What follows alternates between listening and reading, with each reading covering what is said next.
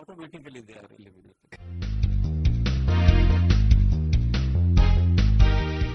Let's talk about the importance your company plays on corporate governance and how you're going about implementing it in your organization. Corporate governance is coming to focus all over the world, and I'm glad it is so in Pakistan also.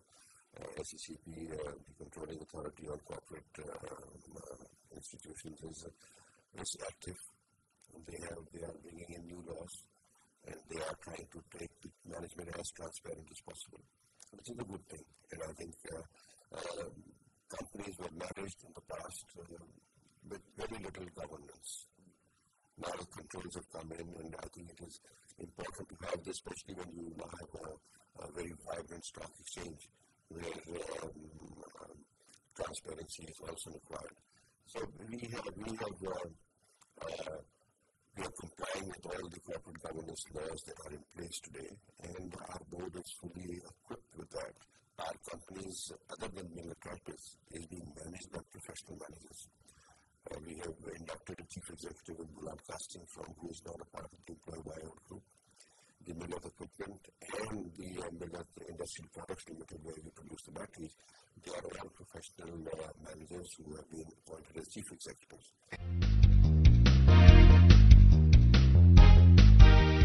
Corporate governance, which is not a new concept, is an area where corporate bodies are supposed to look after, govern themselves, and present themselves to the stakeholders in the best manner which is deemed out of them. There are 4 areas basically that one needs to concentrate on in corporate governance. The first is accountability. You have a body, a legal body, who are they accountable to? The second aspect is basically fairness. Is this corporate body, this legal entity, fair to all stakeholders? The third aspect is transparency. Are you transparent enough or not? And the fourth aspect is responsibility. So these 4 areas basically encompass what would become the code of corporate governance. And all of these aspects will come in. On the accountability area, you find that the management is basically accountable to the board of directors who provide them the direction. The board of directors, in turn, are then responsible to the shareholders who elect them on the board. And they're the ones who are giving the equity to run the company. Once again, our special thanks to all the guests who've given such insightful information about the state of corporate governance in Pakistan. When we return after a short break, we'll be talking about corporate governance and how it applies to family-owned businesses.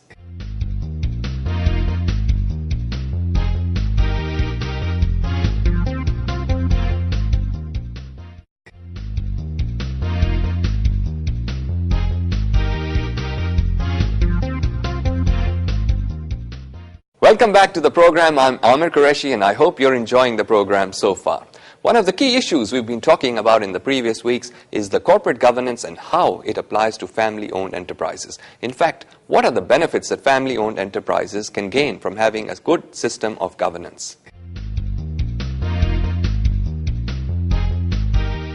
Sir, I'd be interested to ask you, I suppose, yours is a family-owned business, and essentially apart from one listed entity that you have, it is a family concern.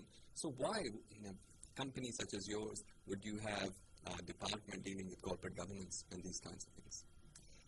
Well, I think that in a family-run business, corporate governance plays a very critical role because family businesses are normally very dependent on the creator, especially when they're in the first generation.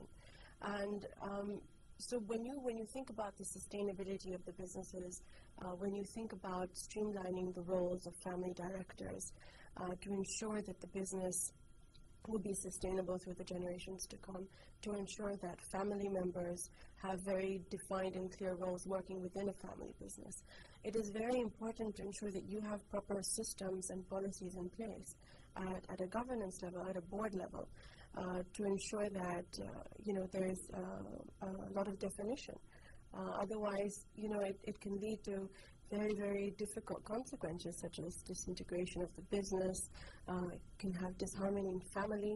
So there's a lot of important reasons as to why good corporate governance is very important for family businesses. Now, of course, it is evident that Pakistan is the economy of Pakistan is dependent on largely family businesses, and many of them are privately owned. And as we know, ICCP doesn't. Of course, there's no. The corporate governance code does not have to be, or they're not regulated, perhaps by the Code of Corporate Governance. So it's not always corporate governance in family businesses is not always given a priority. However, it's really essential to have those structures in place. Professor Harun, you sit on various boards, and as someone who knows quite a lot about this area, what do you think is the state of corporate governance in Pakistan at the moment? The current situation is that for the last 6-7 years, a lot of reforms have been implemented in the financial services sector, because I've spent a lot of time in that area. Okay. And these are commendable efforts, but corporate governance reforms actually is kind of an ongoing process. It's ongoing in other Western countries, and you just mentioned about the Sarbanes-Oxley Act. That was after the situation of disasters like Enron and such other companies. So in Pakistan also, there are many more areas that need to be addressed, and this initiative by the World Bank Group, which is IFC more specifically, to introduce this project of good corporate governance is a commendable effort. However, there are areas that need to be addressed. For example, as just Sarah mentioned, family-owned businesses. There are major sectors like textiles and leather industries. They are mainly family-owned businesses, and their concentration of shareholding is within the family or friends. Mm-hmm.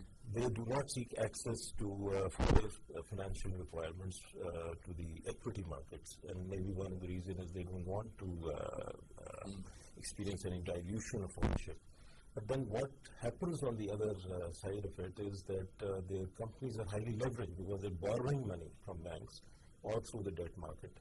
And as a result of which they always have to fall back on the state bank for help or rescheduling of loans or restructuring of their debt structure and so on and so forth.